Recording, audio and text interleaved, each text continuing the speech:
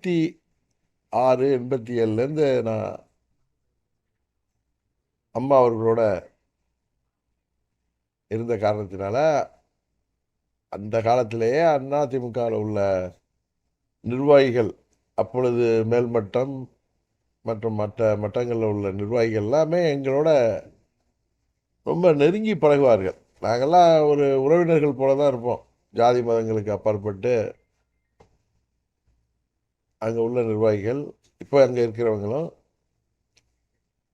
அது மாதிரி அதில் மூத்த நிர்வாகி அண்ணன் செங்கோட்டையன், அவர் என்னோட ஒரு மூத்த சகோதரர் மாதிரி பழகக்கூடியவர். அவர் தாவேக்காவுக்கு போகிறதுக்கு 2 நாளைக்கு முன்னாடி கூட என்கிட்ட வந்து அவருடைய முடிவை சொல்லிட்டு தான் போனார். அவர் நான் அங்கே வர வேண்டும் என்று அவருடைய விருப்பம் இருந்தது. என்னை விட சீனியர். அவரை நான் வந்து மறுக்க முடியாமல் நான் அவர்கிட்ட தயக்கமாக இருப்பேன். அதாவது வரலன்னு சொல்லாமல் அவரை எனக்கு மறுக்க பார்த்துக்கோண்ணேன்னு சொல்லுவேன். அவர் நம்பினார், நான் சேராக வந்துடுவேங்கிறது அவர் உறுதியாக இருந்தார். ஈவன் நான் டெல்லிக்கு போயிட்டு வந்தப்போ கூட பத்திரிகையாளர்கள்ட்டெல்லாம் கூட நான் சொல்லலை. ஆனால் அவர்கிட்ட நான் நான் அடிக்கடி வந்து நாங்கள் 2 பேரும் சந்திப்போம். அவர் அங்கே போனதுக்கப்புறமும் பல முறை என்னோட சந்திப்பார்.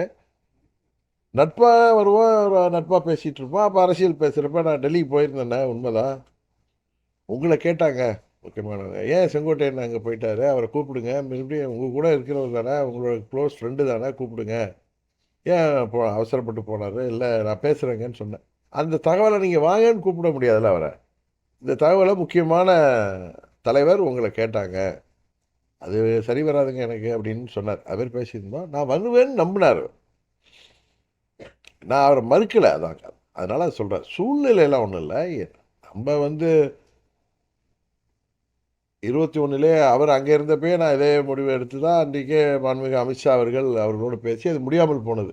அப்போயும் நான் இதே முடிவை தான் சொல்லியிருந்தேன், தேர்தலில் நான் நிற்க போகிறது இல்லைன்னு. நான் இருக்கும் உங்களுக்கு.